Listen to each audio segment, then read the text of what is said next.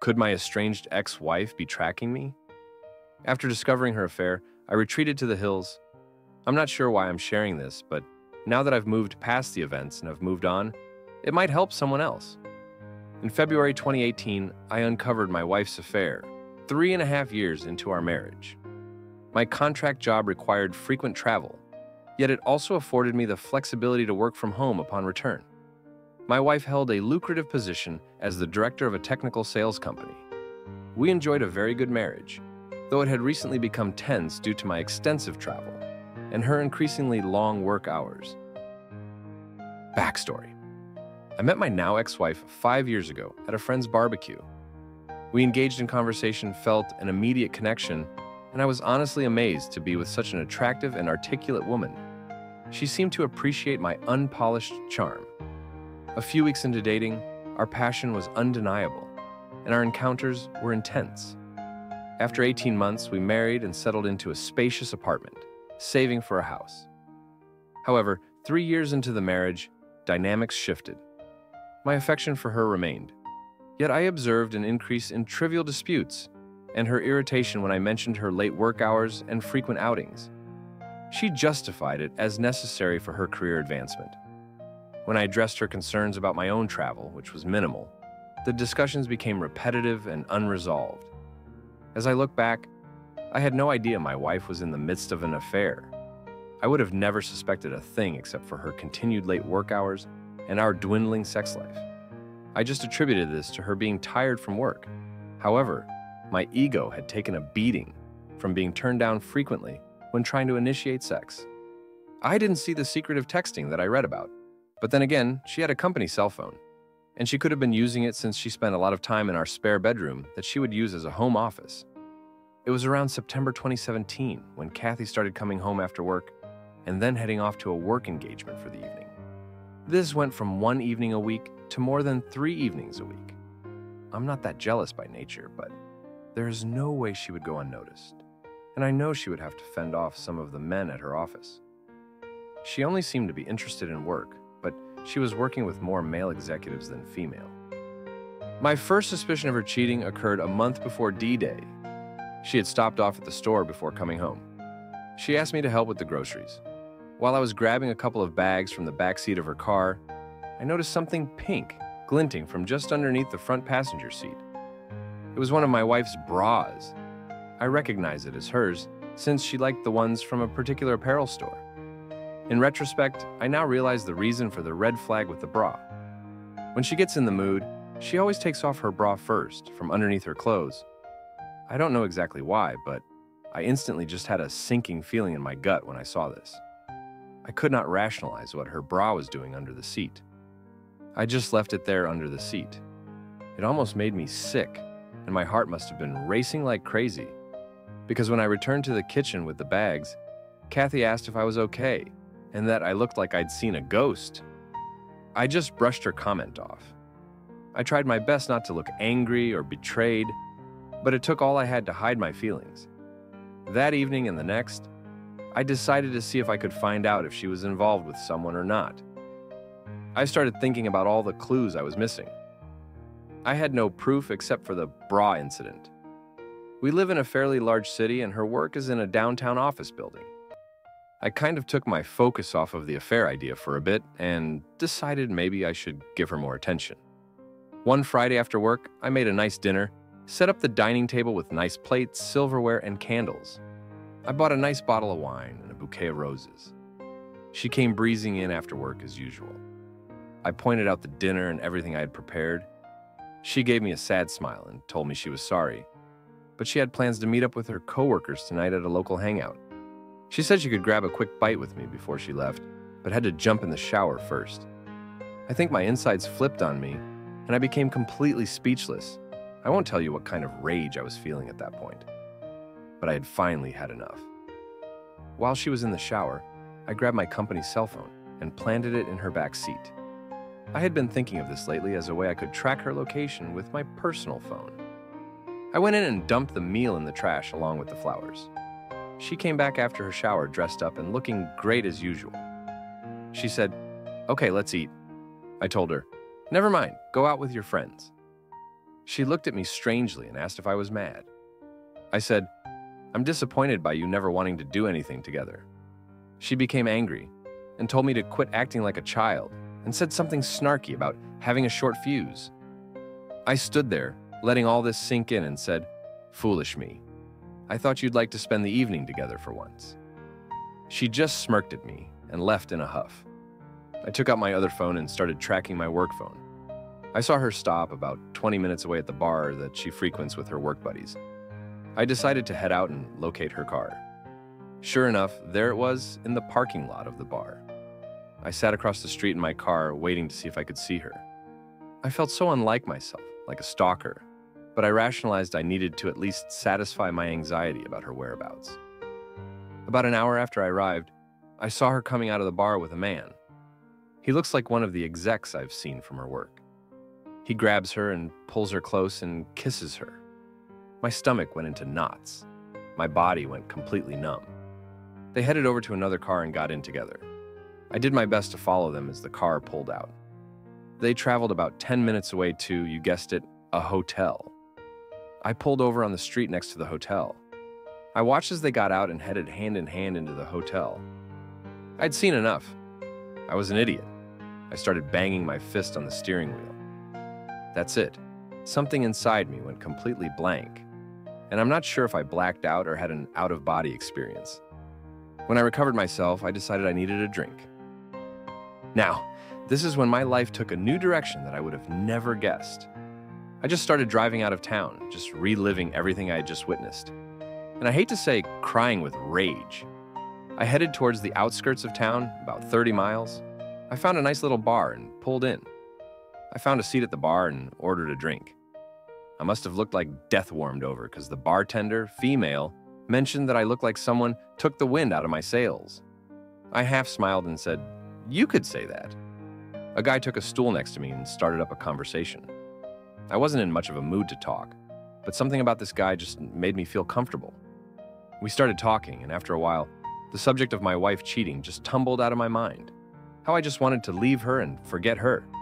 He looked at me and slapped me on the back. He said, "Buddy, you're not alone there. It happened to me a few years ago."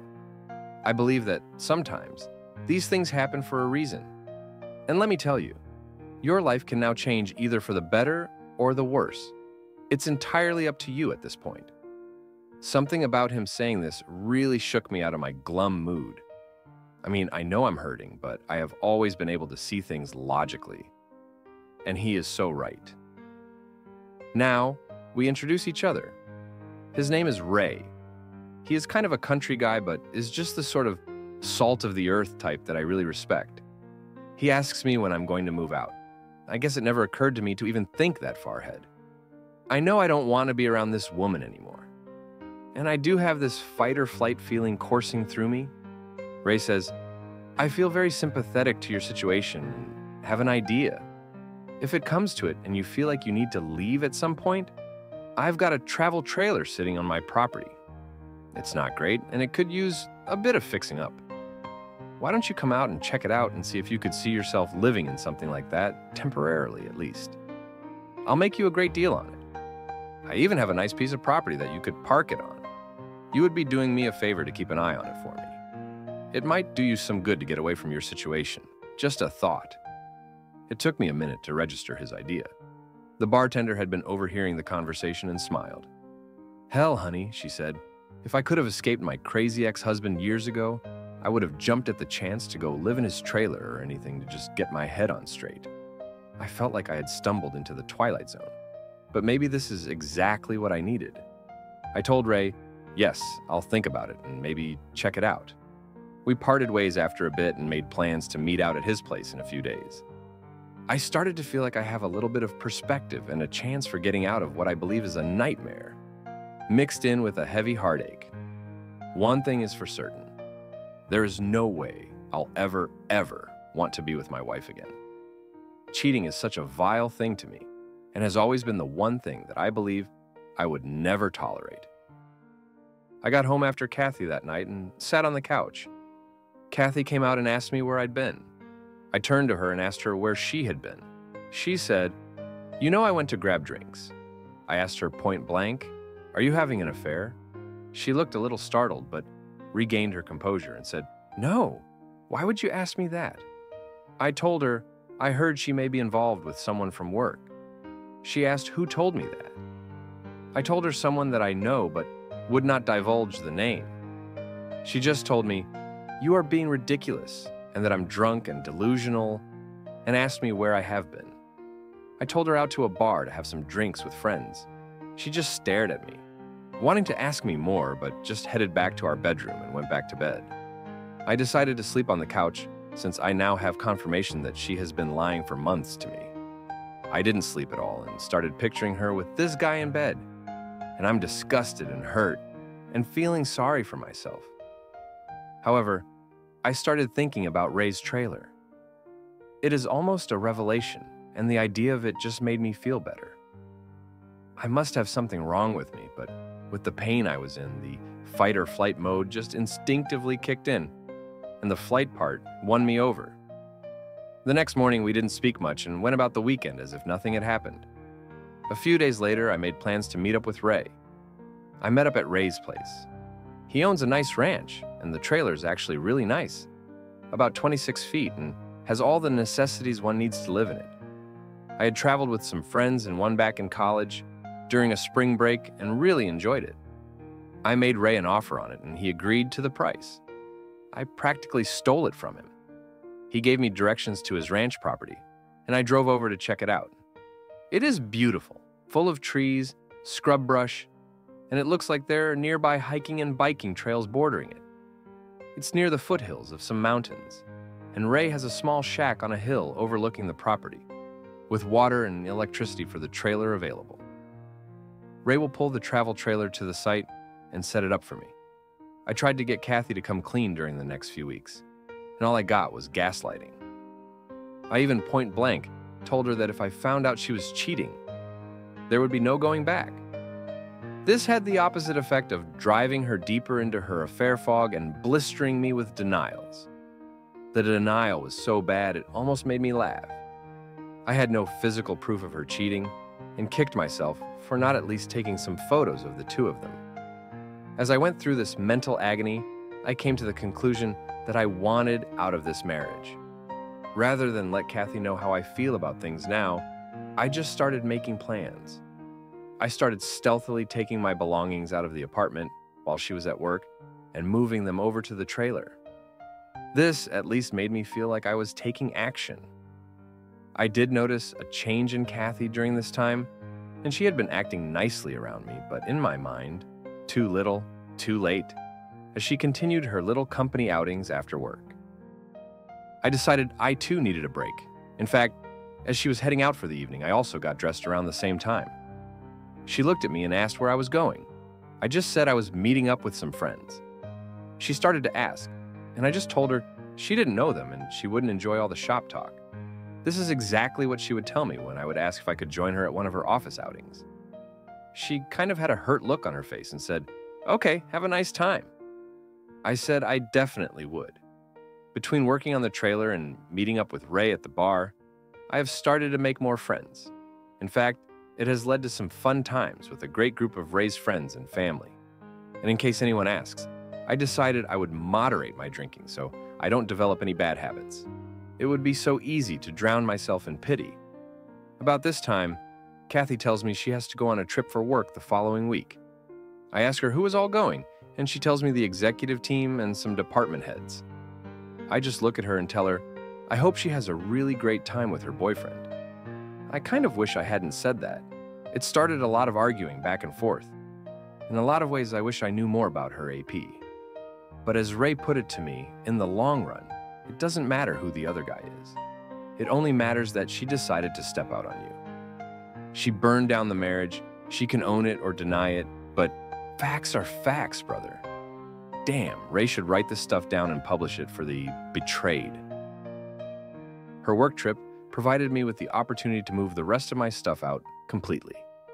So after Kathy left for her trip, I gathered everything I had left of any value and put it in my vehicle. I'm not taking any furniture or the like, so it's just clothes and work computers and equipment. Before I left, I had written a note that I was going to leave for her, but after rereading it, I decided I would just make it simple. I grabbed a piece of paper and wrote, "I hope it was worth it." I placed my wedding ring on top of the note, sitting on the kitchen table. I felt a huge weight come off of me. I felt free, no more hiding the truth. I know I will have some baggage to deal with and some hurt to get over, but I have time to heal now. I just need some space. I need to get her out of my life as quietly and quickly as possible. I'm not proud that I never confronted her more or pulled a confession out of her. I never got to yell and scream and curse her after confessing. I had come to the conclusion in my mind that she didn't deserve me. She disrespected everything we had. Our future plans are history. We were saving for a house and a future family. All of that is gone now. No going back. I don't owe her a damn thing. She can deal with the fallout. Aftermath. I didn't have an agenda at all. I didn't contact a lawyer or anything. I just wanted to get some clarity. I really enjoyed my new trailer, and the mountainous air was exactly what I needed. In the following week, I took up running again, and it felt great to be alive. I never answered any of Kathy's texts while she was away. There wasn't much to respond to. They were just highlights like, "We just landed," "We are having a team dinner," etc. She did send a few "Where are yous?" and "Let me hear from you," etc. The day she returned home, my phone blew up. She texted me incessantly and tried calling me constantly. After the first day, her mother tried calling me. There's only my dad left on my family side, and we aren't close, so she didn't try to get him involved. After the first few crying messages, I never bothered to listen to the rest of her voicemails. Her texts consisted of, "What is this? We need to talk. I don't know what you think you know, but there's nothing going on. I'm not involved with anyone. I'm not having an affair." After a week of not responding, she finally leaves me a text saying, "I'm sorry, things got out of hand. I was involved with someone at work, but it meant nothing. I got caught up in my work and you were gone a lot and I just made a mistake. I was going to end it? Ha ha ha ha ha, a mistake." This was the confession I had been seeking all along. For some reason, it just made me dislike her even more. Why couldn't she be honest? This wasn't the woman I had dreamed of building a future together. And mistakes don't last for what, 6 to 8 months or a year? At one point, her pleading for me to come back and work on the marriage became pathetic. She quit bothering me for a couple of weeks. I still refused to answer her. I did not want her to pry anything out of me where I was living. I did not want this woman ruining my sanctuary. Then one day she started sending me angry texts like, "You are a coward. You won't talk to me. You don't care about us. Please come home so we can talk. Where are you? I can come to you. Damn it, Paul. Please, let's talk and fix things." I don't remember all the messages, but they all seem to be excuses and very little in the way of apologies. I let it all go in one ear and out the other. I finally changed my cell phone number. Update 1, June 2018. Kathy sent me an email telling me she had retained a lawyer and was filing for divorce. I sent her a reply that said, "Okay, sounds good." This resulted in a flurry of emails demanding I come to see her and so forth. She realized this wouldn't get her anywhere, and after a while, she just wrote that if I agreed to an uncontested divorce, she wouldn't bother me anymore. I agreed, and several months later, finally, I was truly a free man. I never had to see her after I left our apartment. No closure for either of us. But it seemed like that was more important to her than to me. For a few months, I did think of her sometimes, and yes, the pain would appear out of nowhere, like if I heard a song come on the radio that we used to listen to, etc. But eventually, I just stopped thinking about her. Update 2. Well, I am officially divorced. Things are really good now. As a matter of fact, I met a great girl. I was out on a run on the trail just down the hill from where I live. I helped her change a flat tire, and we really hit it off. She is amazing and cute as hell, though a few years younger than me. She loves my lifestyle and calls me her mountain man. I'm in no hurry to get serious, but I'm not about to give up on women completely. I'm still up here in the trailer. I have no plans to change anytime soon, and I've simplified my life quite a bit. I love the outdoors. It helped me get over my ex-wife, the heartache, everything. I know everyone handles these things differently. I was lucky to not have children yet and was only into my third year of marriage, so I think I did what was right for me. You don't have to live your life with a cheater. If something like this happens to you, please just don't dwell on it. Just move on with your life. It gets better after you work on yourself. I wish everyone the best life they can have. Update 3. Just wanted to update on the situation I found myself in with my ex-wife and have rewritten this about 5 times to make it legible. As mentioned in my previous post, I was concerned that my ex-wife was trying to track me down in an attempt to reconcile or something. I had moved some 2 hours from where we used to live. I saw her last weekend in a coffee shop I go to frequently in the town that is near to where I live. I was suspicious that it was not a coincidence that she was there. Luckily, I was able to leave before she saw me. Update 4. I came back into town this past weekend to grab a few groceries and went to grab a coffee in the place I usually go to, as well as work on some documents I needed to fill out for work, using their free internet. After finishing up, I left the coffee shop. While I'm walking towards my truck, I hear someone yell, "Paul!" I look across the street and oh shit, there's Kathy, my ex, waving at me. Armageddon had finally happened. I stood there in shock. She runs across the street and approaches me and reaches out to me, expecting a hug, and I instinctively hold my arms out with palms out, and she stops. She looks at me really hurt. She then says, "Paul, I've been looking for you. I heard you moved out here and wanted to see you. Can we talk?" I feel like a trapped animal. Guys, I really did. So I relented and said, "Okay, let's find a table or something and we can talk for a minute." She asked if we can go to my place, and I just flat out said no. She follows me down to a bench outside a little shop at the end of the block. She starts by saying how much I've changed and how she loves my new look, my beard, blah blah. She liked how my physique had changed, how I looked so fit. She put on a good act, and guys, she looked hot. She had on these little white shorts and a tank top, and her hair in a ponytail like I used to like. My radar was on high alert, and I could tell she was really turning on the sex appeal. I had to really rein myself in here and see where this was going. She starts out by apologizing about the whole affair thing. She says karma really hit her hard after I left. Her company learned of her affair and basically made things so unpleasant that she quit. Her AP, who had a fiance at the time, got a reprimand and was moved to another position within the company. He blamed her for his having to move, and she retaliated by telling his fiance everything, which resulted in them breaking up. She lowered her head a little and started crying. I just sat there looking around, not having anything to say. She straightened up and stared at me for a bit. I asked her what she wanted from me. She wanted to tell me that she never intended to start an affair, that she felt like she was drawn in by all the politics and positioning in the company, and thought the AP really manipulated her with his charisma and power within the company, and that she stupidly thought she was using him as much as he was using her. She was going to come clean with me, especially after I accused her of having an affair. She hated herself during that time, and the after-work drinking was her attempt to medicate from the guilt. Right after I left her, she felt so foolish, so alone, like her heart just imploded with loss. She immediately broke things off with her AP. She felt that since I wouldn't contact her or talk to her, that she had to find me and see if she could make things right for us and if we could start over again. She knows we are divorced, but maybe we could have a clean slate. I just stared at her. I let her have it. I'm paraphrasing the conversation, but here it is. How dare you think you can just come out here and think you can just wipe away all the shit you caused? I'm to forgive everything you did to ruin our marriage. I told you before, if you cheated on me, we were through. There is no forgiveness.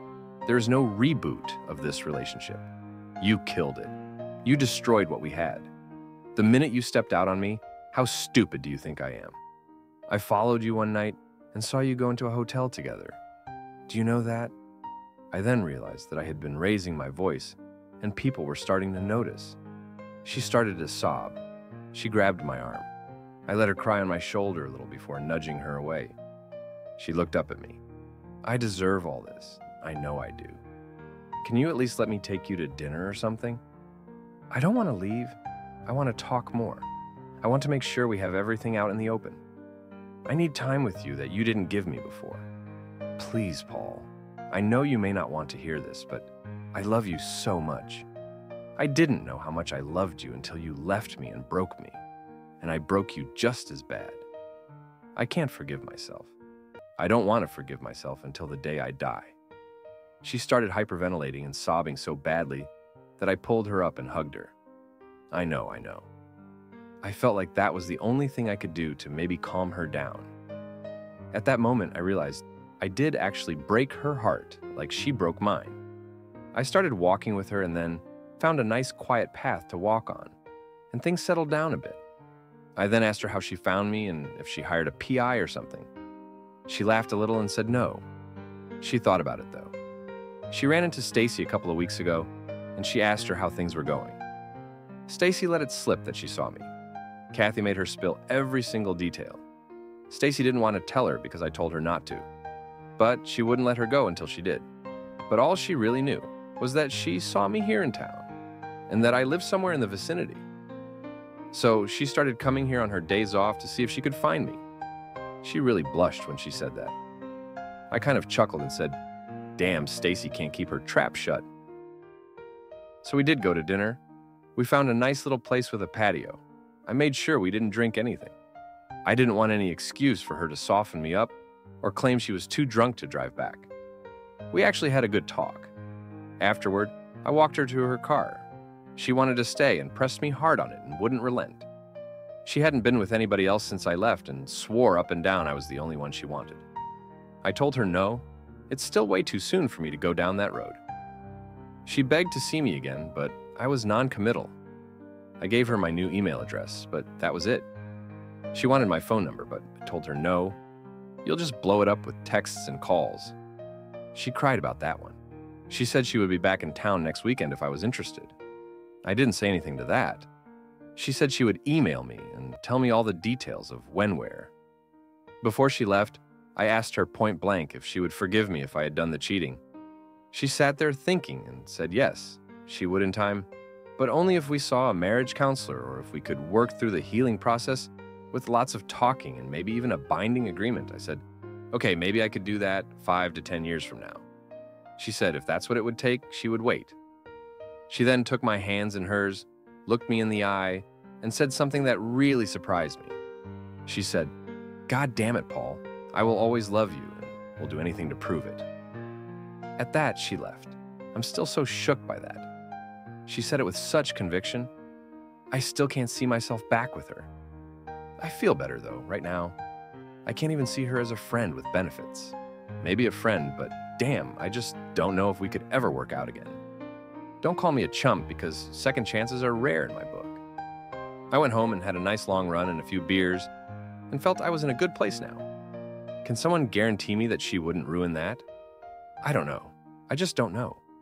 It's too fresh on my mind, but I have the luxury of time to sort all this out and get some perspective. Final update. Okay, so this will probably be my last update. I posted my story on Reddit, but the mod kept removing it. To recap, my ex-wife did find me, and we did talk after over a year of her being ghosted by me. Her intention in finding me was indeed to reconcile and restart our life together. To those who wrote to me predicting that I would be the typical beta blue pill fool and forgive her and fall back in with her, you will be sorely disappointed. She did write me a long email this past week, professing her love and regret for the affair. Once again, she wanted to come back out and spend the weekend with me. My response to all this was to shut her down. I have been perfectly content to live the solo life for now, living in my remote location, and keep my situation as uncomplicated as possible. I have enjoyed the company of several women and friends, and at 32, feel there is no hurry in changing things up. I have my own self-determination roadmap, and I intend to follow it for now. So, in answering her email, I refused to give her my new phone number. I laid it all out. I told her no. I do not have any intention of reconciling with her. She made her bed, and I no longer trust her, nor do I know her any longer. I wished her the best and will consider her a possible friend, maybe someday, in a future yet to be determined. My vagueness really frustrated her. So she replied with something very telling. She was, of course, thoroughly disappointed in my response. But she also informed me that she had accepted a job offer several states away, and her real intention all along was for me to come with her. She knows my job is remote, and I can live anywhere I choose, and she thought that I would consider coming with her. In exchange, we would have a brand new start in a brand new location. She had little time left before she would be leaving and wanted to see me in person, put the hard sell on me. Fortunately for me, I have to leave for business for a week. So our time is up, thank God. So she will be gone from my life now. I imagine I will get a few more emails for a bit longer, but in time, I believe she will realize her time with me has expired, and she will have to find someone else, and she may cheat on them too. Just thought I would share the update. So guys, live your best life. Get rid of that old baggage and empower yourself to move forward. Good luck to you all. Thank you for watching. If you enjoyed our stories and would like to hear more, please consider subscribing to our channel. Your support helps us continue bringing you captivating tales and new content every week.